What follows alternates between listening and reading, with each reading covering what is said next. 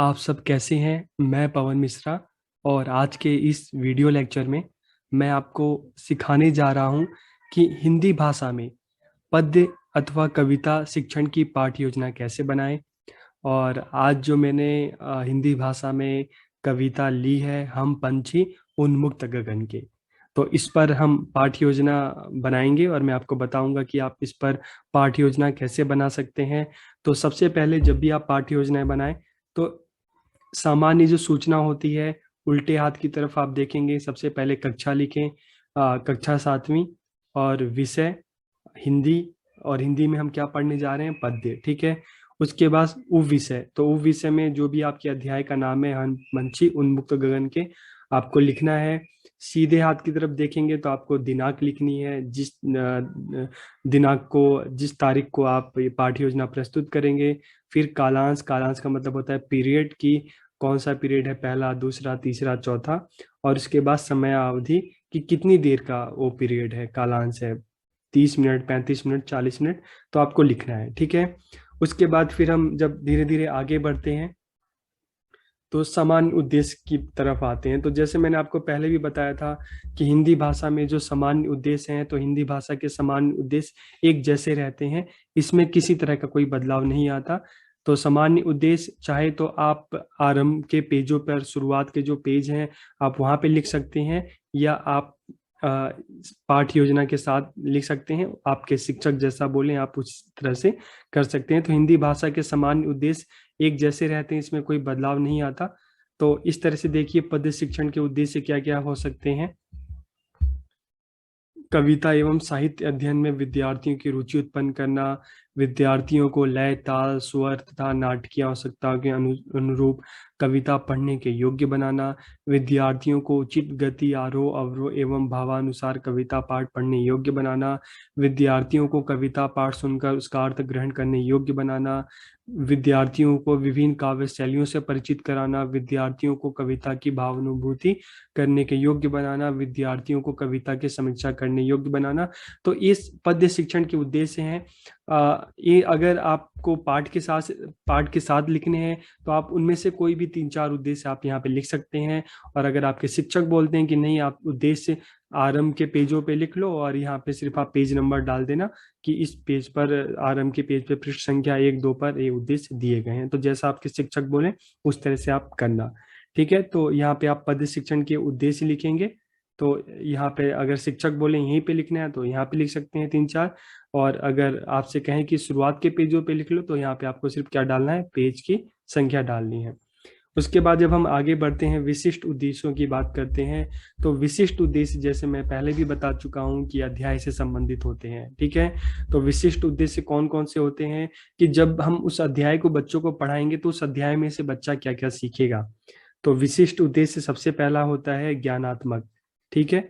ज्ञानात्मक उद्देश्य, तो ये उद्देश्य जो है हमें किस तरह से बनाने पड़ते हैं। तो जैसे मैंने आपको पहले ही बताया कि ब्लूम का जो एक चार्ट है, टेक्सोनोमी है, यहाँ से हमें, अगर आपको ज्ञानात्मक उद्देश्य है कि बच्चों को किन चीजों का ज्ञान देना है, अध्याय पढ़ने के बाद बच्चों को क्या क्या ज्ञान आएगा, तो उसके लिए आप ये एक्शन वर्ब है, ये जो शब्द हैं, तो ये शब्द नहीं, एक तरह के उद्देश्य हैं कि बच्चे को इस तरह से बताना कि परिभाषा दे सकें, पहचान सकें, सूची बना सकें, नाम बता सकें, कथन दे सकें, लिख सकें, चयन कर सकें, प्रत्यास्मरण कर सकें। तो इनमें से आप कोई भी 2-3 उद्देश्य, 1-2 उद्देश्य आप यहाँ से ले सकते हैं। और इसी तरीके से बोधात्मक में यहाँ से ले सकते हैं, प्रयोगात्मक में इधर से ले सकते हैं, कौशल में इधर से। तो ये उद्देश्य आपको अपने आप से नहीं लिखना, आपको उद्देश्य यहाँ से लेना है, ठीक है। आपको इस टेक्सोनोमी में से उद्देश्य आपको यहाँ से लेने हैं, ठीक है। और यहाँ पे लेने के बाद फिर आप क्या करेंगे, उसको उस जगह पे आप अपनी पाठ्य योजना में इसको शामिल करेंगे। तो अब देखिए यहाँ पे ज्ञानात्मक उद्देश्य में मैंने क्या लिया है। ज्ञानात्मक उद्देश्य में मैंने लिया है प्रत्यास्मरण, कि बच्चा भविष्य में फिर से जब भी कविता का नाम सुनेगा तो उस कविता को याद, उसको पता होगा कविता के बारे में कि उसने क्या पढ़ा। तो विद्यार्थी कविता हम पंछी उन्मुक्त गगन के, गगन के का प्रत्यास्मरण कर सकेंगे, ठीक है। उसके बाद दूसरा जो मैंने लिया था बताना, कि विद्यार्थी कविता के भावों को बता सकेंगे। तो यहाँ पे मैंने 2 उद्देश्य लिए हैं, एक है बताना ठीक है। पहला उद्देश्य मेरा क्या है? प्रत्यास्मरण। ठीक है, और दूसरा क्या है? बताना, कि विद्यार्थी इसको बता सकेंगे। आगे बढ़ते हैं। बोधात्मक मैंने क्या लिया? बोधात्मक मैंने लिया वर्णन, कि विद्यार्थी क्या करेंगे? कविता के जो केंद्रीय भाव हैं इसका वर्णन कर सकेंगे। ठीक है। अब प्रयोगात्मक में क्या लिया? तो देखिए, जैसे हम पंछी उन्मुक्त गण के हैं, तो इससे एक अच्छी बात सीखने को मिलती है कि हमें पंछियों को कभी भी कैद में नहीं रखना चाहिए। उनको खुले भगवान ने उनको पंख खुले आकाश में उड़ने के लिए दिए हैं, तो हमें उनको स्वतंत्र रखना चाहिए। तो इसमें हम ये कर सकते हैं कि विद्यार्थी कविता में मिली जानकारी का प्रयोग अपने दैनिक जीवन में करेंगे। तो इसमें जो उद्देश्य है, कौन सा प्रयोगात्मक में है? प्रयोग। ठीक है। तो जो भी बच्चा ज्ञानात्मक और बोधात्मक, जो भी उसको ज्ञान होता है, जो भी सीखता है, तो उसका प्रयोग अपने दैनिक जीवन में करेगा। ठीक है, तो यहाँ पे मैंने लिया प्रयोग। अब आगे बढ़ते हैं। हिंदी भाषा में अगर हम कौशल की बात करेंगे, तो विद्यार्थियों की कल्पना। ठीक है। तो यहाँ पे अगर आप लिखेंगे विद्यार्थियों की कल्पना शक्ति का विकास होता है, तो इसमें विकास, ठीक है, एक उद्देश्य हो गया। कल्पना शक्ति, ठीक है, ये भी एक हो गया। तो आप इनमें से कुछ भी ले सकते हैं। और इसके अलावा जब हम हिंदी भाषा में कौशल की बात करते हैं, तो पढ़ना, लिखना, बोलना, सुनना, ठीक है, ये भी कौशल है। तो आप साथ के साथ इन कौशलों का भी प्रयोग कर सकते हैं।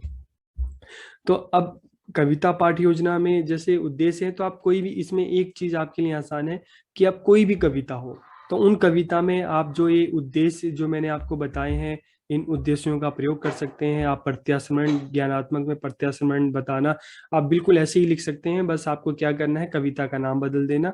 बाकी ये उद्देश्य कविता शिक्षण की जितनी भी पाठ्य योजना बनेंगी, उसमें आप इस तरह से ही बिल्कुल लिख सकते हैं। बस आपका क्या होगा कि आप कविता का नाम बदलेगा, बाकी चीजें एक जैसी रहेंगी। ठीक है, तो आप बड़े आसानी से किसी भी कविता पे पाठ्य योजना बना सकते हैं। आगे हम बढ़ते हैं। शिक्षण विधि। ठीक है, तो सबसे पहले अगर हम शिक्षण सामग्री की बात करते हैं, तो शिक्षण सामग्री में पंछियों का चित्र।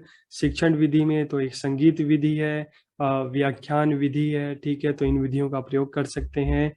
और पूर्व ज्ञान, तो पक्षियों के बारे में बच्चे सामान्य जानकारी रखते होंगे, तो हम ये मान के चलते हैं कि विद्यार्थी कविता के बारे में सामान्य जानकारी रखते होंगे। तो आपको बिल्कुल ऐसे ही लिखना है।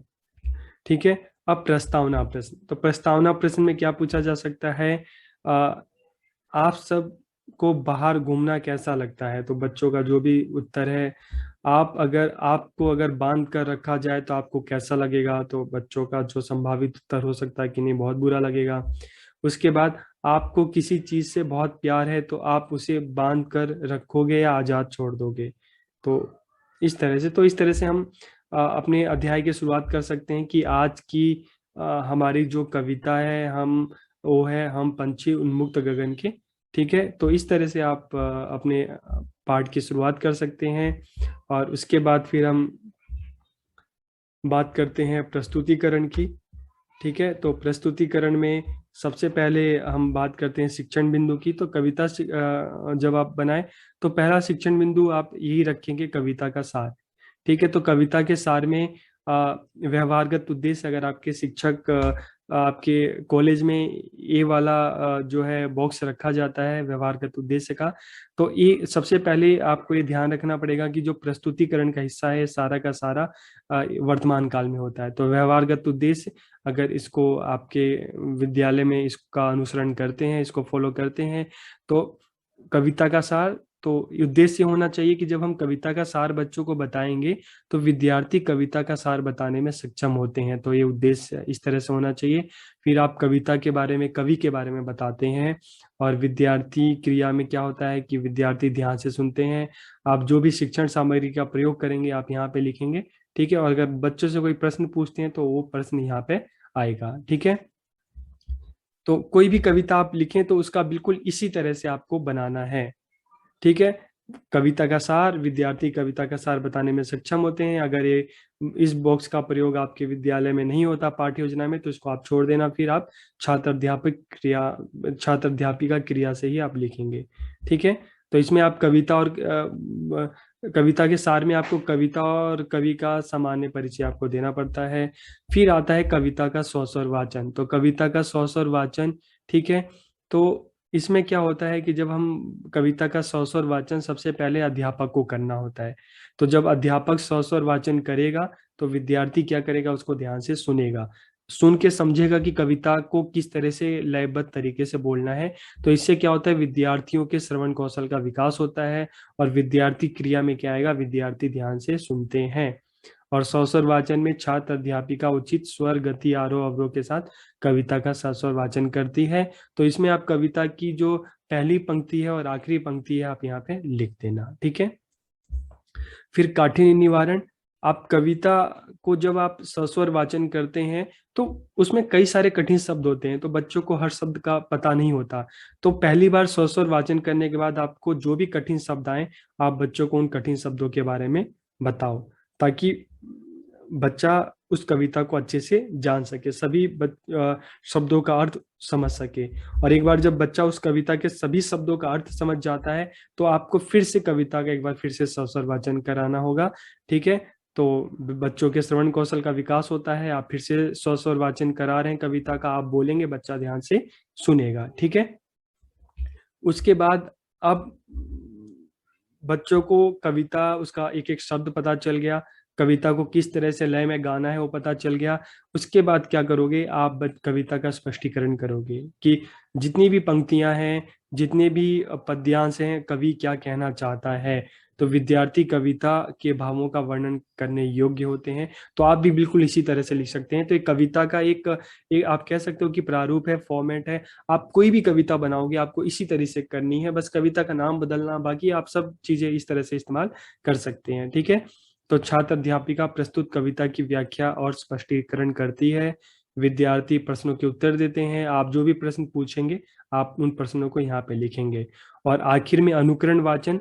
तो अनुकरण वाचन वो होता है जो आप बच्चों से करवाते हो, ठीक है। तो इससे विद्यार्थियों की वाचन क्षमता का विकास होता है, क्योंकि अब बच्चा खुद से बोलेगा, आप बोलोगे, बच्चा आपके साथ साथ बोलेगा। तो छात्र अध्यापिका विद्यार्थियों से कविता का अनुकरण वाचन करवाती है और विद्यार्थी कविता का लयबद्ध वाचन करना सीखते हैं, ठीक है। उसके बाद पुनरावृत्ति प्रश्न में कविता से संबंधित जो भी प्रश्न, जो भी आपने अभी तक पढ़ाया बच्चों को, तो वो सारे प्रश्न आप बच्चों से पूछ सकते हैं कि कविता के लेखक या कवि का नाम क्या है, कवि इस कविता के माध्यम से क्या बताना चाहता है, पक्षी कैसे जल पीते हैं, पक्षी अपनी उड़ान कैसे भूले हैं, ठीक है। तो पिंजरे में जब उनको बंद कर दिया जाए तो अपनी उड़ान भूल जाते हैं। तो इस तरह से आप प्रश्न बच्चों से पूछ सकते हैं, ठीक है। तो आप कोई भी कविता बनाएं तो आप कविता की पाठ योजना बिल्कुल आपको इसी तरह से, आप जो मैंने आप फॉर्मेट बताया है, आप इसी फॉर्मेट को आप फॉलो करके आप अपनी कविता बना सकते हैं। और आपको ज़्यादा इतने मेहनत की जरूरत नहीं है, आप बस कविता का नाम बदलेगा, बाकी आप चीज़ें बिल्कुल यही रहेंगी, ठीक है। तो बिल्कुल इसी तरह से आप कोई भी कविता पाठ योजना बनाने के लिए आपसे कहा जाए तो इसी फॉर्मेट से आप सारी कविताएं बना सकते हैं,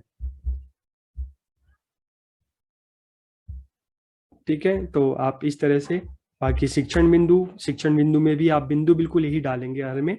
व्यवहारगत उद्देश्य, अगर आपके विद्यालय में, महाविद्यालय में इसको फॉलो करते हैं तो ठीक है, नहीं तो इसको आप हटा सकते हैं, बाकी चीजें एक जैसी रहेंगी। जो भी आप शिक्षण सामग्री इस्तेमाल करेंगे उसका मिनिएचर यहाँ पे लगाएंगे, ठीक है, मिनिएचर। और जो भी आप श्याम पट पर जो भी कार्य है ब्लैक बोर्ड में, तो वो भी आप क्या करेंगे, आप यहाँ पे लिखेंगे, इधर काले रंग के पेपर पे आप इधर श्याम पट पर जो भी ब्लैक बोर्ड पे काम होता है आप यहाँ पे लिखेंगे। तो इस तरह से आप अपनी कविता शिक्षण की पाठ योजना आराम से बना सकते हैं। आपको कहीं पे भी कोई समस्या हो तो आप मुझे कमेंट करके आप पूछ सकते हैं, बता सकते हैं। आपको समझ में आ रहा है तो तब भी आप कमेंट करके जरूर बताएं। आपको वीडियो कैसा लगा, अच्छा लगा तो अपने दोस्तों के साथ शेयर कीजिएगा और इसको सब्सक्राइब कीजिएगा और कमेंट करके अपनी राय दीजिएगा। आप सबका बहुत बहुत धन्यवाद।